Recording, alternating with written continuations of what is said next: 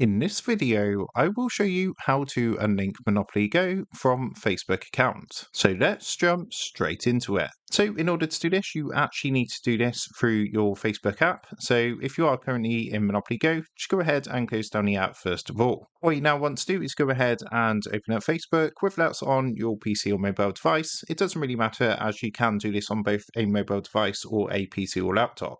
Next, what you need to do is come down and press onto your profile icon down in the bottom right hand corner. And from here, you want to scroll up slightly until you see settings and privacy, and then give that a press, and then press onto settings. So from the settings window, what you're going to want to do on this screen is scroll down until you see the option for your activity. And in this section, you're going to see apps and websites. So what you want to do is give that a press. And what that's going to do is take you across to a page like this. So this is basically a list of all the apps and websites that you would have connected to your Facebook account. So from here, what you want to do is go ahead and locate Monopoly Go. You can see mine's here. You might have some more. So you can see there's a see more button here if you give that a press. And you just want to scroll through and locate Monopoly Go. Now, once you found Monopoly Go, just go ahead and tap onto Monopoly Go. What that's going to do is take you to a screen like this. And to unlink Monopoly Go from your Facebook account, just come up to the top and press the blue remove button. After doing this, it's going to come up with a pop-up giving you some more information, but to go ahead and confirm, just simply press the blue remove button at the bottom, and that's going to unlink Monopoly Go from Facebook account.